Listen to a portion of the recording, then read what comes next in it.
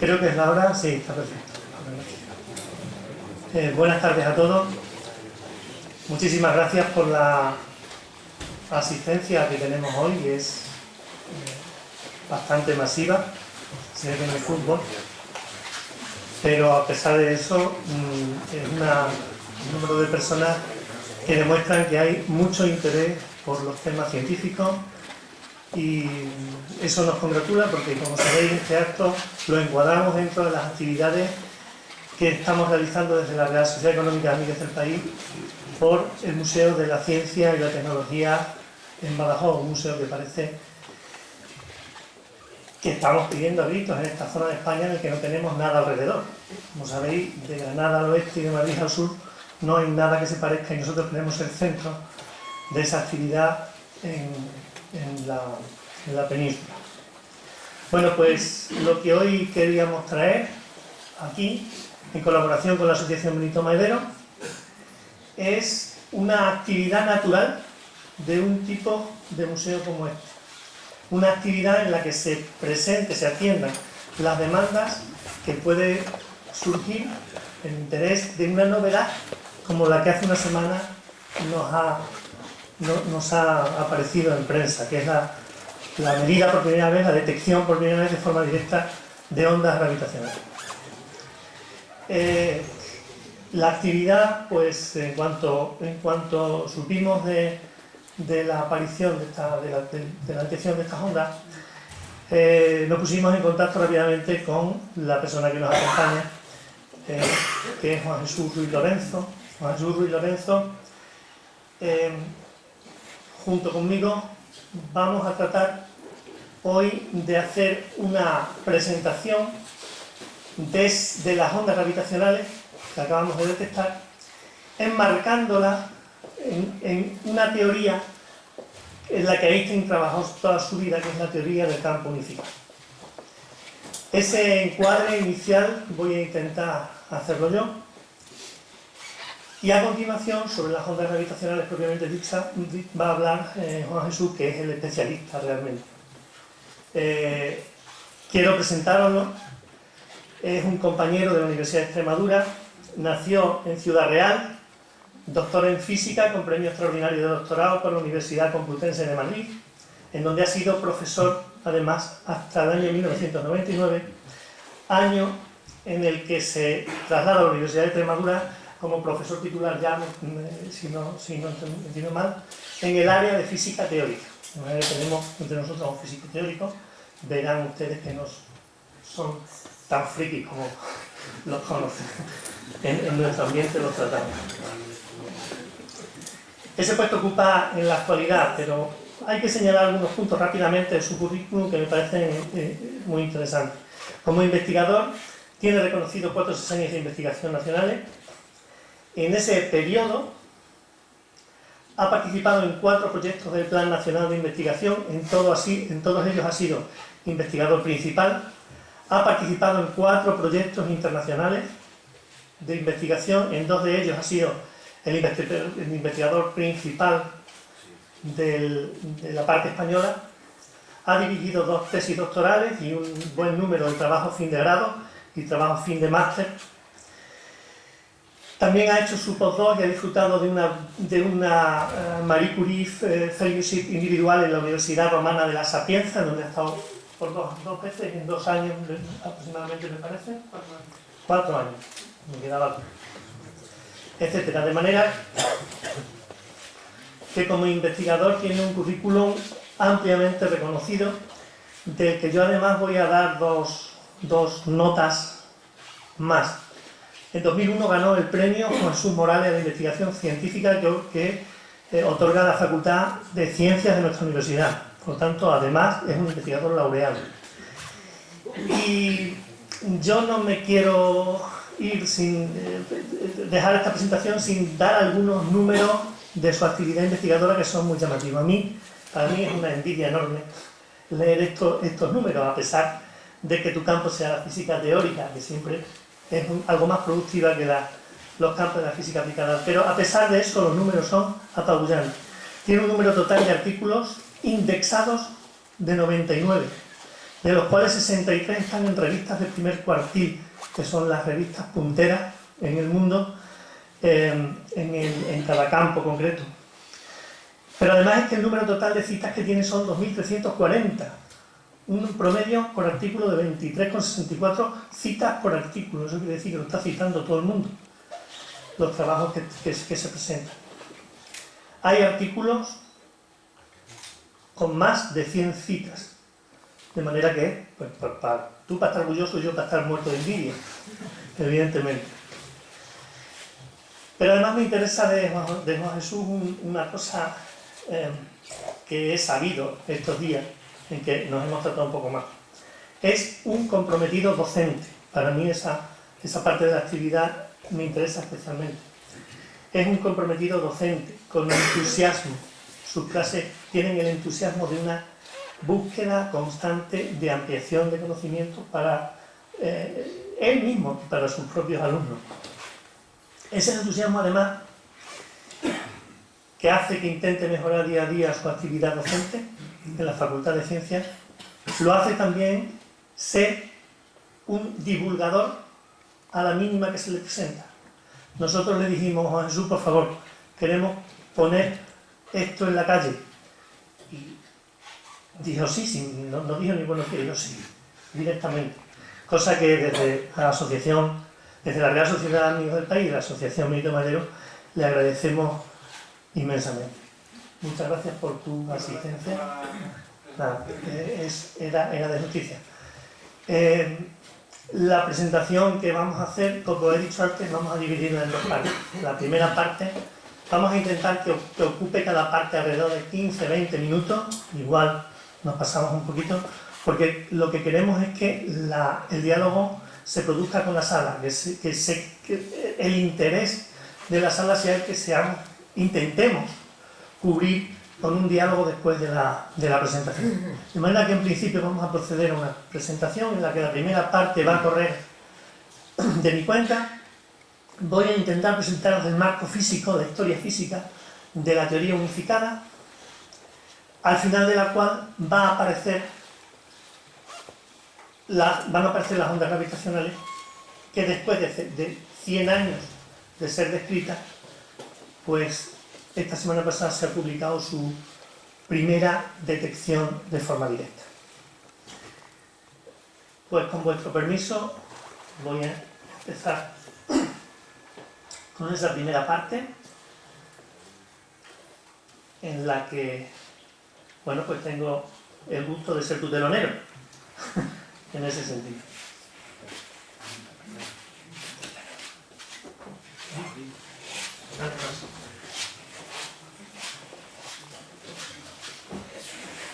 ¿Alguien aquí?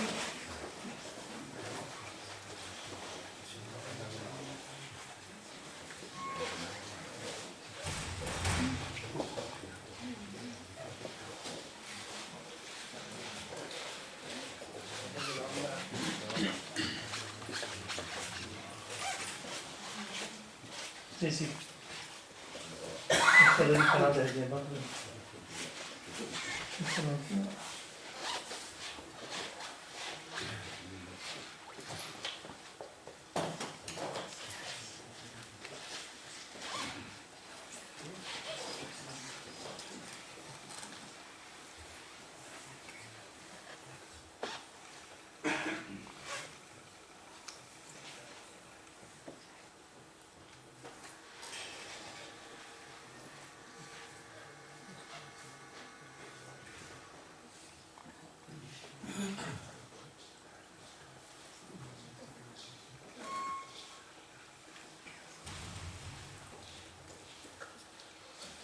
Ahí está. Bueno, pues como aparece en el título que hemos propuesto, vamos a hablar de las ondas gravitacionales en el camino de la teoría del campo unificado. ¿A qué nos referimos cuando hablamos de campo unificado? Esto es un concepto que además se le ha dado muchos nombres a lo largo del último medio siglo. Bueno, pues para empezar lo que hay que hacer es un poquito de historia. La física, en este sentido, lo que trata es de estudiar las interacciones. Las interacciones no son más que la influencia recíproca entre dos objetos, dos dos cuerpos, dos cosas, incluso podríamos decir. La más temprana interacción que se conoce es la caída de los cuerpos en la Tierra. Evidentemente, a los científicos les interesó rápidamente saber por qué las cosas se caían al suelo. Y rápidamente, por supuesto, se concibió una interacción entre el suelo y esa cosa. Esta interacción de caída de los cuerpos sobre la Tierra, la vamos a empezar llamando así, vamos a situarnos en las civilizaciones más antiguas, pues ya la empezó a estudiar Galileo desde el punto de vista físico, desde el punto de vista científico, estudiando la caída de esos cuerpos desde el punto de vista cinemático, estudiaba la velocidad con que caían, las aceleraciones que se producían, etc. Es un experimento que seguramente prácticamente todos ustedes conocen. Desde la Torre de Pisa pues se dedicaba a lanzar cosas al suelo y así determinó con qué aceleración caían los cuerpos, que no dependía de su masa, que no dependía de su forma, etc. Esa interacción pura y dura quedó estudiada en época de Galileo perfectamente, pero había otra interacción que en principio era independiente de esta, que era la interacción que se daba entre los planetas, entre los cuerpos celestes, los planetas con el Sol, las diferentes estrellas entre sí, el baile que tienen en el cielo estos astros. Esta interacción entre los planetas también se estudió desde la época de Galileo. De hecho, él ayudó al estudio de la caracterización del estudio de este movimiento de planetas. Pero fue Kepler el que estableció las leyes que regían el movimiento de estos planetas. Kepler ya dejó prácticamente establecidas las leyes por las que los planetas se movían. Y estamos hablando pues de siglo XVI-XVII. Estas dos interacciones en principio eran dos cosas independientes. Una cosa era por qué los cuerpos caen al suelo, otra cosa es por qué la Luna orbita alrededor de la Tierra. Cosas completamente diferentes. Se conocían más interacciones desde la antigüedad. Por ejemplo, la interacción eléctrica, la interacción que producían ciertos cuerpos al flotar, pues con pequeños objetos como plumas,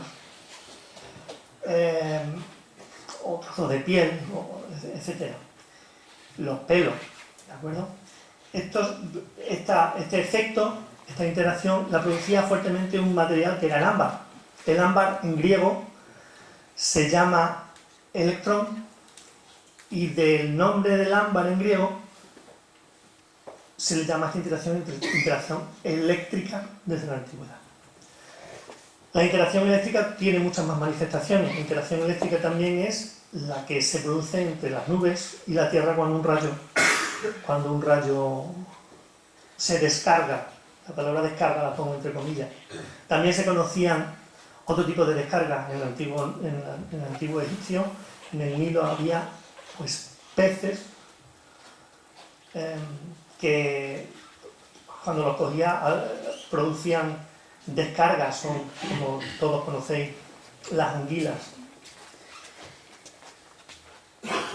Estas descargas no eran más que el paso de una cosa que se concibió como carga eléctrica entre un cuerpo que las tenía y otro que no. El cuerpo que las tenía se llamaba cuerpo cargado y el que no, pues cuerpo descargado. El paso de las cargas del cuerpo cargado al cuerpo descargado era una descarga, y esa descarga no es más que lo que se conoce en la actualidad como una corriente.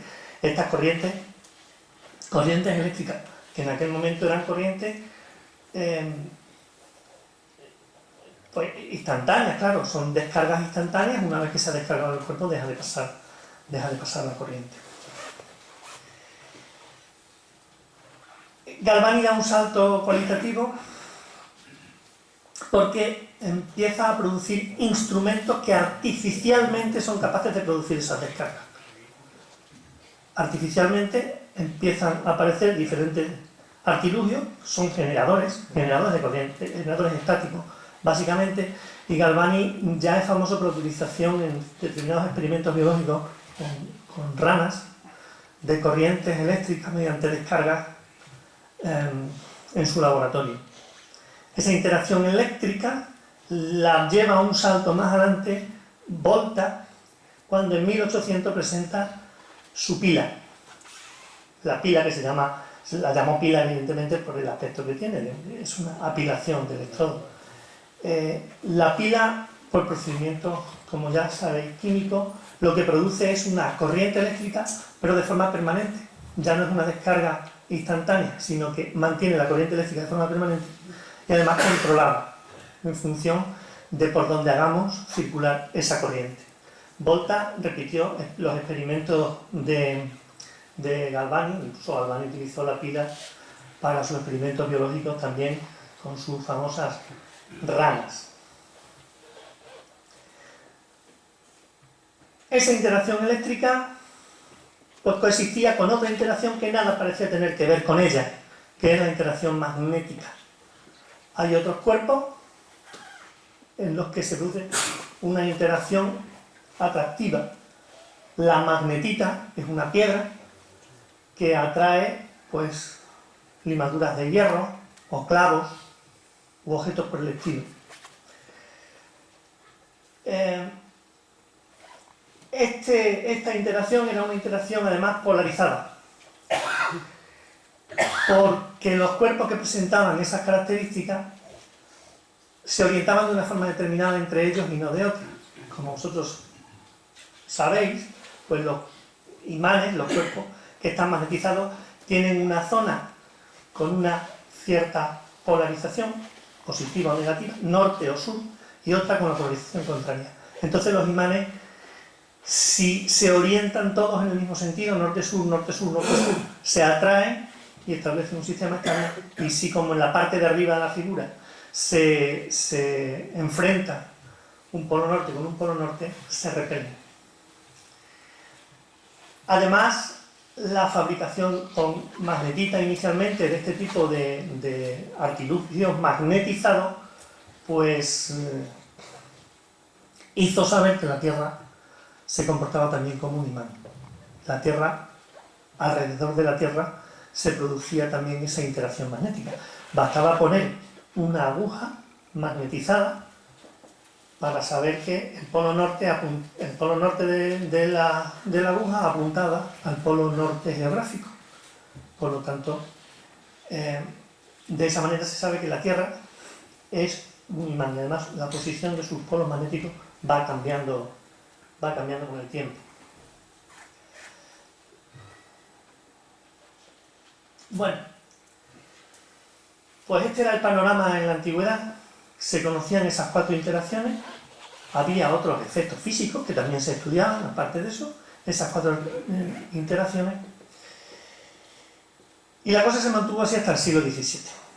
En el siglo XVII, y ahora voy a presentar al siguiente protagonista en palabras del poeta inglés Pope, pues en el siglo XVII dijo: Dios, hágase la luz, y Newton fue hecho. Efectivamente, Newton fue un punto de inflexión absoluto en la física en general, pero en la historia que os estoy contando en particular. Con sus conocimientos matemáticos en aquel momento muy dificultosos para explicar las teorías que estamos planteando, fue capaz de unificar en una sola la teoría de caída de los cuerpos en la Tierra y la teoría de atracción de los cuerpos celestes entre sí. Naturalmente, en la historia de la ciencia hay un antes y un después de Newton, por muchas razones, pero la que en este momento más me interesa es que veáis cómo ha conseguido de 2 cosas que son inicialmente inconexas, y pensar que estamos en el siglo XVII, XVIII, 2 cosas absolutamente inconexas se convierten en una teoría única, bastante consistente, en la que se estudian las fuerzas que se producen entre masas, fuerza que es la misma para la manzana que para la propia luna, en el caso de la figura que estamos viendo. Dicho de otra manera, lo que Newton se dio cuenta es que la Luna se está cayendo permanentemente a la Tierra. Es de lo que se da cuenta Newton. Y lo plantea con una única ecuación. Aquí tengo que hacer un par de notas. La primera de ellas es, bueno, pues la fuerza gravitatoria que se plantea tiene la expresión esa que vemos ahí, en donde aparece una cosa que a los físicos nos vuelve un poco locos. Nos encanta que aparezcan en las formulaciones constantes universales. G es la constante de gravitación universal. G fue postulada por Newton en el 87, en 1787. Pero no se midió, y esto es otra constante en toda nuestra historia de la física. Aparece la constante y no se puede determinar su valor de momento.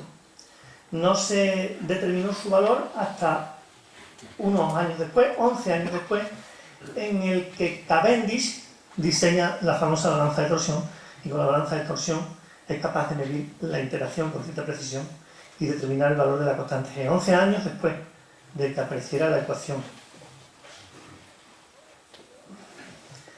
Y un último punto con relación a esto, que es importante y que condiciona también la historia posterior. Este ya lleva implícita la idea de acción a distancia. La acción a distancia es una cosa que ha vuelto loco a la comunidad científica siempre.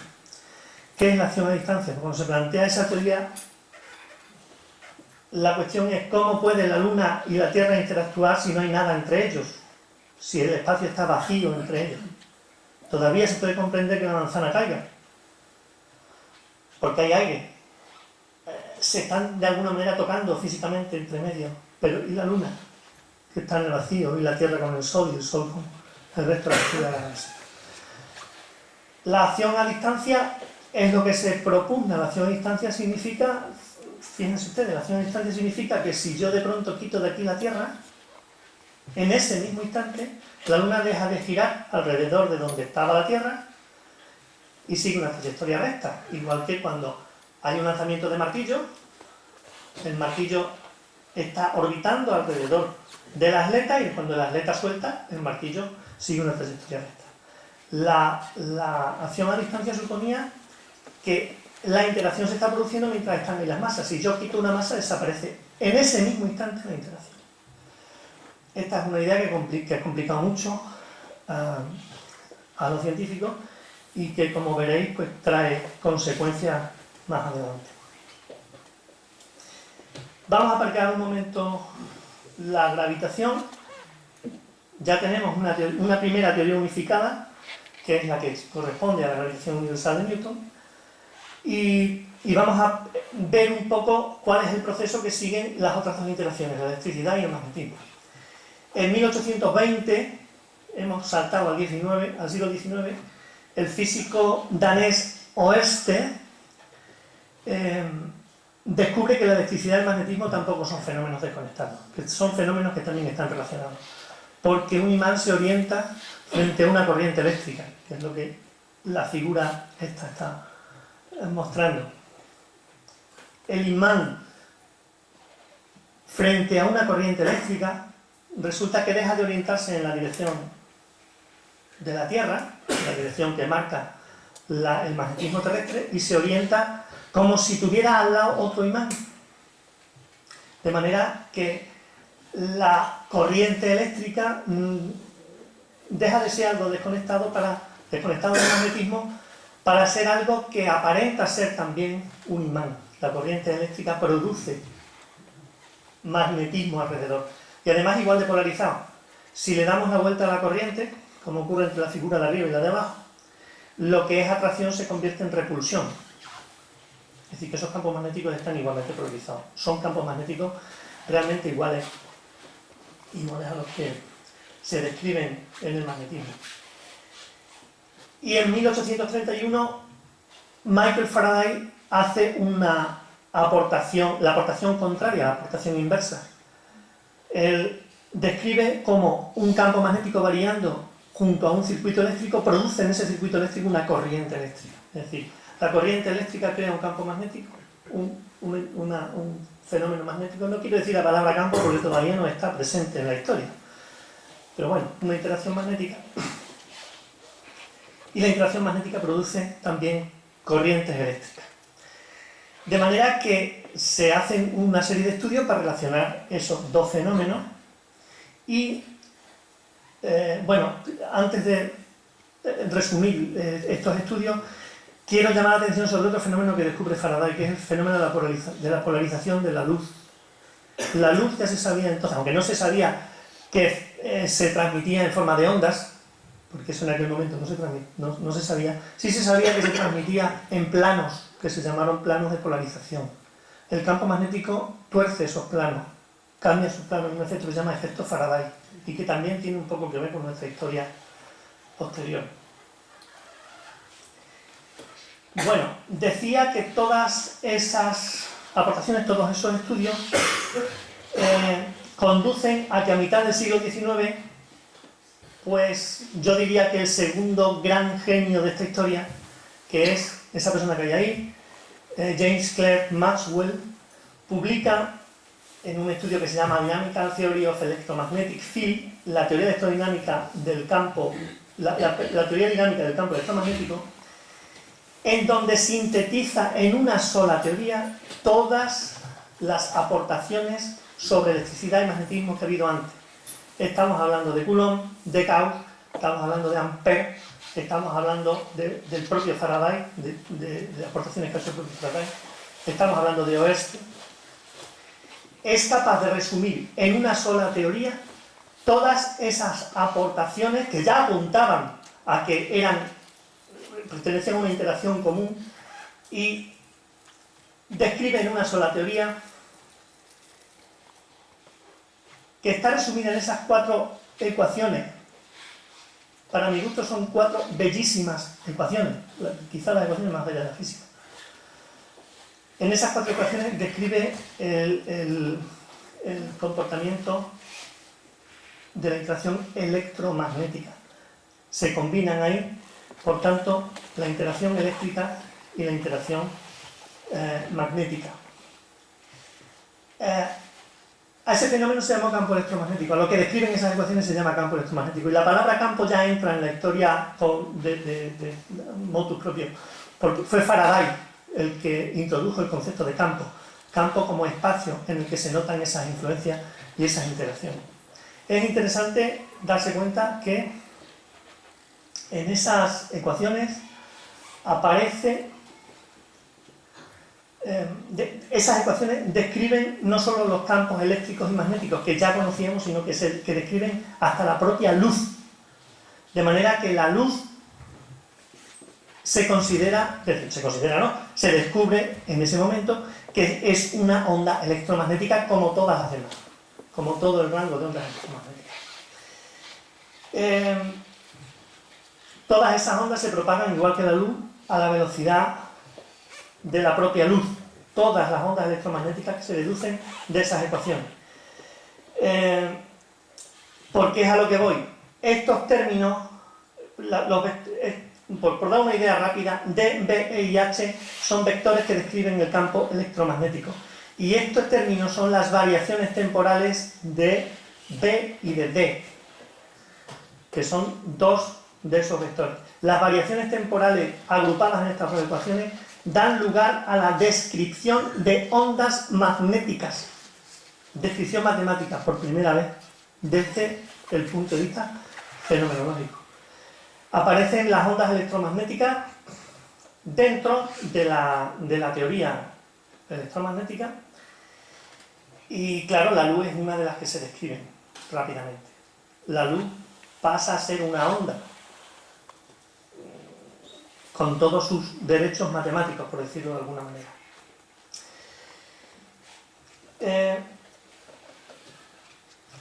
Aquí aparece un nuevo problema, ¿no? Se propugna, volviendo un poco a lo que pasa en el vacío, aquí se propugna la existencia de algo que pueda ser soporte de esas ondas electromagnéticas. Todavía la comunidad científica no tiene claro que esas ondas se puedan transmitir por el espacio vacío, y está claro que la luz sí lo hace.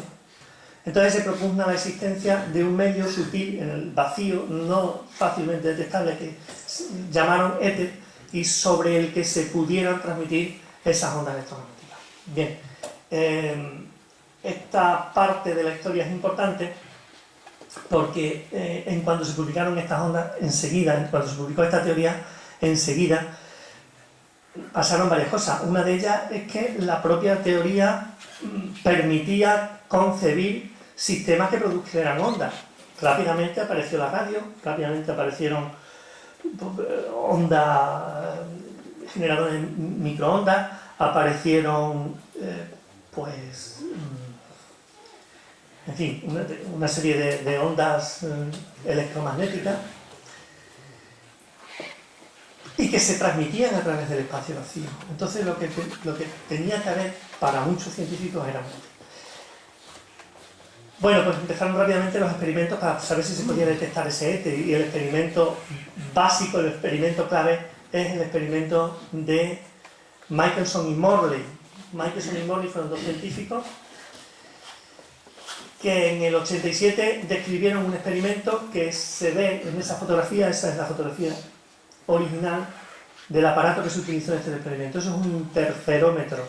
Esa palabra va a salir en su momento 14 veces. El interferómetro es un equipo que canaliza ondas de luz, como os explicará Juan Jesús dentro de un momento, para detectar distancias. Ese interferómetro se diseñó para ver si las ondas en diferentes caminos pues seguían trayectorias con diferente velocidad, y ese instrumento no detectó absolutamente nada, pero no detectó absolutamente nada con tantas garantías que se tomó por hecho que el éter no existía. Y de hecho en la comunidad científica es como Dios, no sabemos si existe, pero no nos sirve en la teoría, no nos sirve para seguir desarrollando la teoría. De manera que el éter, a partir del experimento de Michelson-Morley, queda descartado inicialmente de todos los prerequisitos. Pero ahí dejo el instrumento, porque ha sido importante estos últimos días ese instrumento que se construyó hace 130 años. Bueno, pues en esta sopa hirviente aparece a principios del siglo XX Albert Einstein, que es el más mediático de todos los científicos que ha habido en la historia, y es el tercer punto de inflexión en la teoría unificada. Albert Einstein publica en 1905 varios trabajos. Uno de ellos sobre el movimiento gaussiano, no tiene quizá más interés. Dos de ellos que empiezan a relacionar los conceptos de masa y energía en cualquier modalidad, incluso energía eléctrica. Uno es el efecto fotoeléctrico, que describe cómo la luz puede arrancar electrones de la materia. El otro es la famosa relación entre masa y energía, el mc cuadrado, que todo el mundo conoce. Y por último, pues describe en 1905 lo que se llama teoría especial de la relatividad, que es un estudio del campo electromagnético que trata de corregir las muchas dudas que el experimento de Michelson-Morley produjo en la comunidad científica. Hubo muchísimos problemas con ese experimento y muchísimos resultados que no eran explicables por la teoría clásica. De ahí la importancia quizás del aparato de Michelson y Morley. Bueno, pues la teoría especial de la relatividad trata de justificar los resultados que se extraían del experimento de Michelson y Morley. Eso fue la primera parte de la relatividad, la teoría espacial. Y en 1915 y 16, en una serie de artículos, una serie de conferencias, Einstein desarrolla, expone su teoría general de la relatividad, que esa ya es una teoría gravitacional completa. Esa teoría pues dio algunos problemas. Primero porque no la entendía nadie. Hay una famosa historia entre Charles Chaplin y Einstein, en el que le dice Einstein a Charles Chaplin que lo admiraba porque prácticamente sin palabras era capaz de hacerse entender, y Chaplin le decía a Einstein: pues yo lo admiro mucho más porque usted lo admira a todo el mundo pero no lo entiende nadie. Y realmente es así, ¿no? O sea, Einstein tenía la facilidad de ser admirado sin que nadie lo entendiera.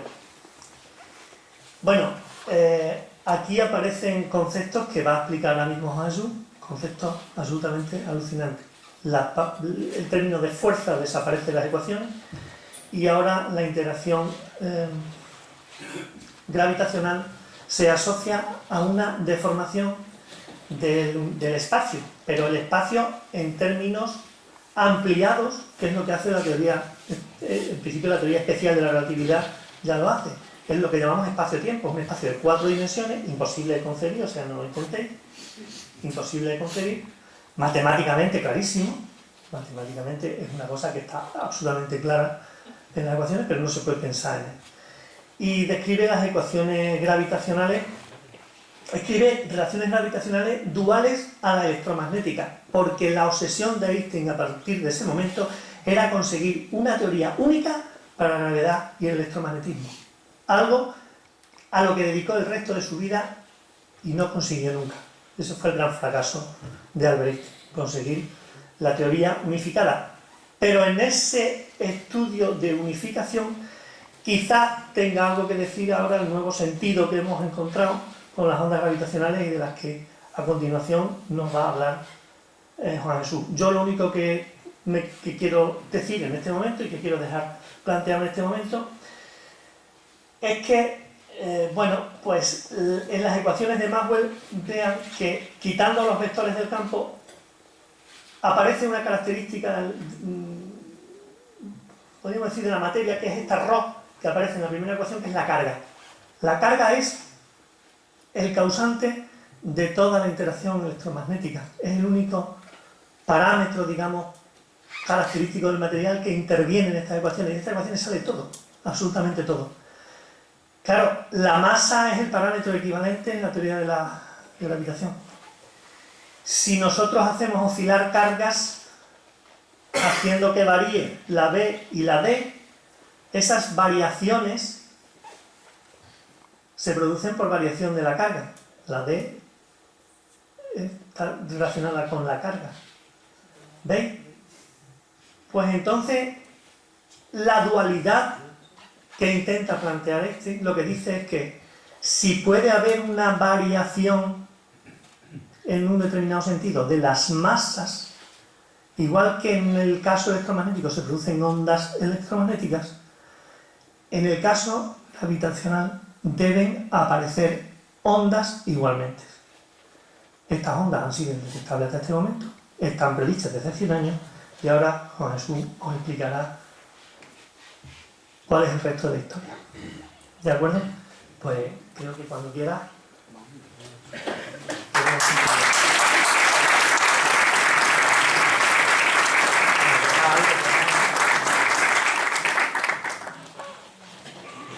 ¿Cómo lo ponemos?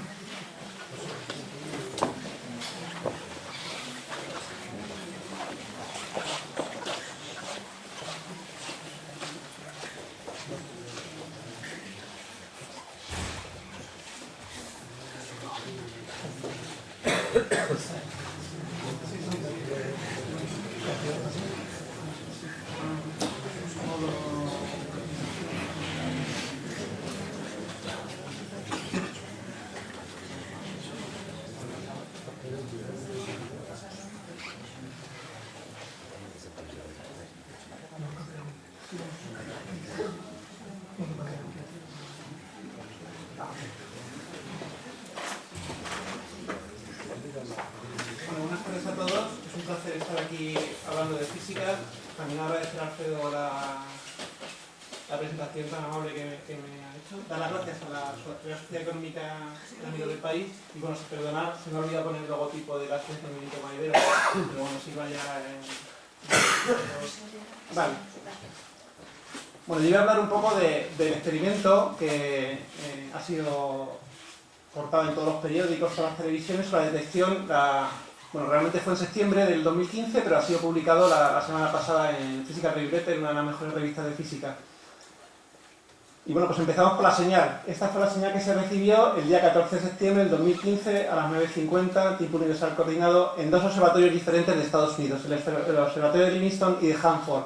Están prácticamente uno en el estado de Washington, en Seattle, en el Pacífico, y otro está cerca de Nueva Orleans, distancia 3.000 kilómetros.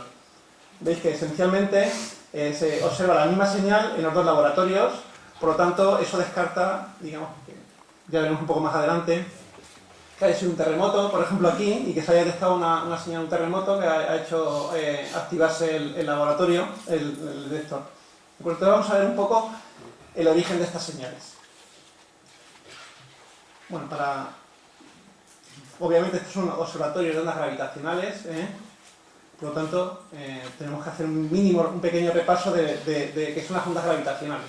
Un poco enlazo con lo que la parte de Alfredo, de las ondas gravitacionales. Y bueno, pues aquí tenemos la masa. En la concepción moderna de la relatividad general de Newton, lo que hacen las masas es deformar el espacio-tiempo que hay a su alrededor. Entonces, si tengo un satélite, en este caso, pues es un satélite, es el Gravity Probe B, pues en vez de seguir una trayectoria en una línea recta, pues sigue una trayectoria en este espacio curvo, igual que si tenemos una trayectoria, por ejemplo, en una esfera. En una esfera, pues las líneas rectas son los círculos máximos, y sabemos que está curvada la esfera porque si yo comienzo en el ecuador y voy hacia el norte en dos puntos de longitud diferente, al final se juntan en el polo norte. Por lo tanto, cuando van subiendo estos dos observadores por dos meridianos, lo que van viendo es que la distancia relativa entre ellos va disminuyendo. Y eso es una indicación de que el espacio está curvado. Pues aquí pasa lo mismo. Si, por ejemplo, yo dejo caer dos objetos sobre la Tierra, van a caer radialmente, y eso quiere decir que se van acercando poco a poco entre ellos. Por lo tanto, esto me es una indicación desde este punto de vista de que el espacio está curvado, ¿vale? Otra opción, adicionalmente, podemos hablar que el espacio es curvo, ya lo vemos. El tiempo también se curva. Como ha dicho Alfredo, la concepción moderna es el espacio-tiempo, es decir, el espacio y el tiempo están intrínsecamente ligados uno al otro y no se pueden desligar, como en el caso newtoniano, no hay un tiempo absoluto. Entonces, simplemente, ¿cómo podemos ver que el tiempo se curva? Pues, por ejemplo, haciendo medidas de relojes de sucesos a diferentes alturas. Por ejemplo, yo mido con un reloj aquí en la Tierra y mido con un reloj en un satélite, y vemos que el reloj del satélite adelanta con respecto al reloj que está situado en la superficie terrestre. Eso es la base actualmente de todos los dispositivos del GPS que tenemos. Hay que corregir ese efecto para tener una buena medida GPS sobre la superficie terrestre. Entonces, bueno, pues aquí tengo simplemente como curiosidad, pues tengo el objeto aquí, el campo gravitatorio, el potencial del campo gravitatorio, para que se acuerden un poco de la física. En vez de ser el phi, el g medido por r de Newton, pues es un objeto, son 10 objetos. Esto es una matriz, G alfa beta, se llama la métrica, técnicamente, en matemáticas, y lo que me sirve es para medir distancias y tiempos en este espacio curvo. Es como mi regla, ¿vale? Esa regla pues tiene 10 componentes, porque es una matriz simétrica en 4 dimensiones, pues tiene 10 componentes. Pasamos de tener una ecuación para una componente Newton a tener 10 ecuaciones. ¿Qué son estas de aquí?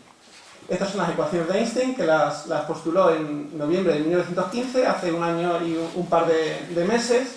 Y simplemente la parte de la izquierda, estos son objetos matemáticos. Este es el tensor de Ricci y esta es la curvatura escalar. Y esta G es la métrica.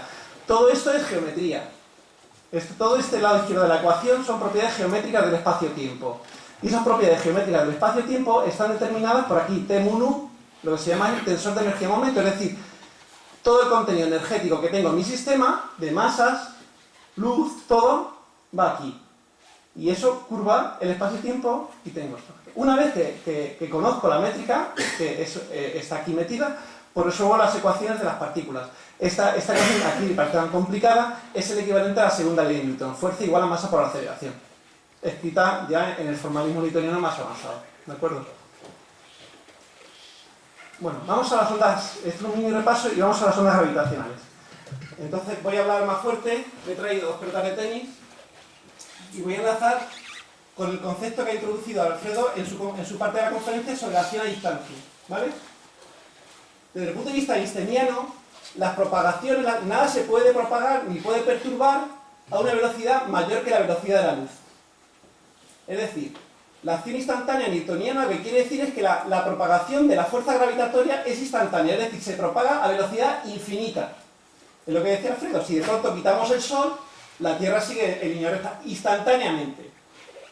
Eso va en contra de los postulados einsteinianos, de que cualquier tipo de propagación o de efecto de cualquier cosa no se puede propagar a mayor velocidad que la velocidad de la luz. ¿De acuerdo? Si la distancia Tierra-Sol es de 150 millones de kilómetros, la luz tarda unos 15 minutos en llegar. Si desapareciera el Sol, tardaríamos 15 minutos en darnos cuenta que ha desaparecido. Entonces, desde el punto de vista einsteiniano, hasta pasados 15 minutos no entraríamos en la trayectoria de línea recta que hablaba Alfredo. tenemos un retardo que se llama retardo debido a la velocidad finita de la luz. ¿De acuerdo? Entonces vamos a hacer el siguiente experimento. Nos vamos al espacio vacío, lejos, donde no haya ningún campo gravitatorio. Y yo separo así radialmente estas dos pelotas. ¿Qué es lo que ocurre? Si la velocidad de separación no es muy grande, pues se separarán y luego, como tienen atracción gravitatoria entre ellas, se volverán a juntar. ¿De acuerdo? ¿Vale?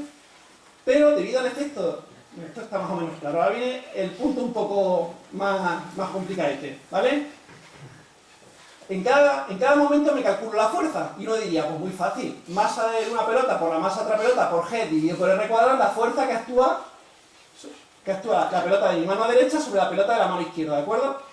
Pero la pregunta es, ¿tengo que usar este R cuadrado o el R cuadrado anterior? Porque claro, si la perturbación gravitatoria se propaga a la velocidad de la luz, en este instante tendré que tener en cuenta la distancia de un momento anterior, que era justo ese instante que ha necesitado la luz en ir de un sitio a otro. Es decir, desde el punto de vista de las pelotas, la distancia, pelota de tenis, la distancia en este momento no es esta, es un poquito menos. Por lo tanto, la fuerza que actúa no es la debida a esta distancia, sino la debida a esta otra. Si me calculo el trabajo que esta pelota hace al llegar hasta aquí y volver, fijaros, a lo largo de esta trayectoria de ida, el trabajo va a ser mayor, porque el trabajo es ahí que es fuerza por distancia. Hemos visto que la fuerza es mayor que la que tiene que ser, debido a este retraso relativista. Ahora llegan aquí las pelotas y empiezan a juntarse. Volvemos a hacer el mismo razonamiento. En este momento, calculo la fuerza entre las pelotas. ¿Y calculo la distancia? No, esta distancia no es la correcta, es un poquito mayor. Porque es ese instante que necesita la luz en llegar de una pelota a otra, ¿de acuerdo? Por lo tanto, en el viaje de ida la fuerza era mayor, y en el viaje de vuelta la fuerza era menor.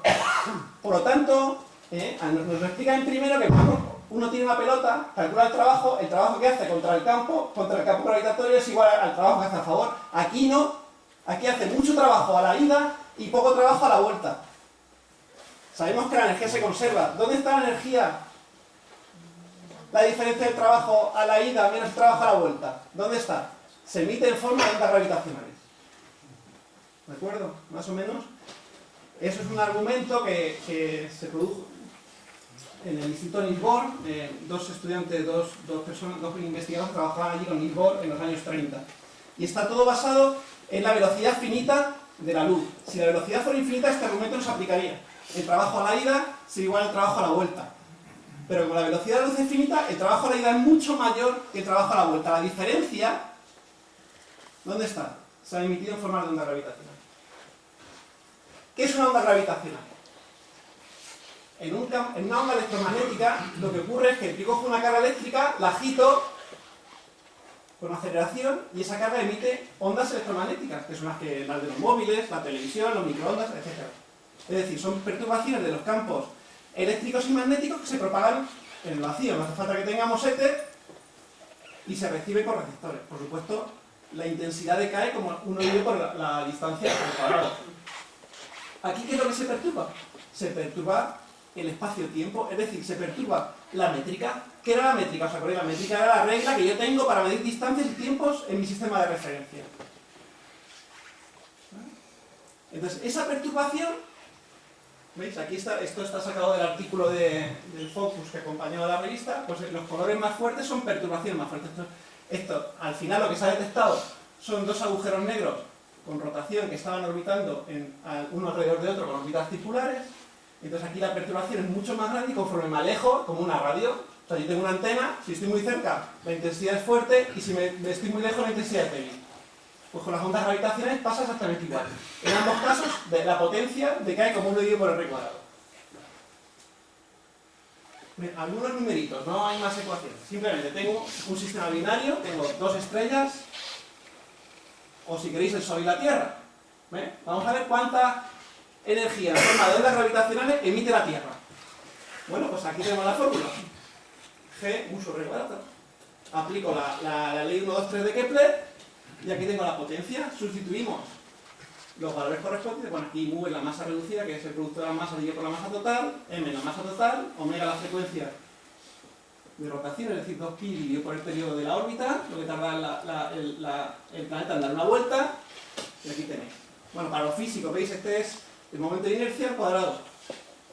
Las ondas electromagnéticas son dipolares, es decir, uno tiene una antena y se produce un dipolo, es decir, la carga sube y baja y se produce un dipolo. Son dipolares. Cuando se emite dipolar, eso es el primer término, es muy fuerte. En cambio, en las gravitatorias son muy débiles, ¿por qué? Porque se emite cuadrupolar,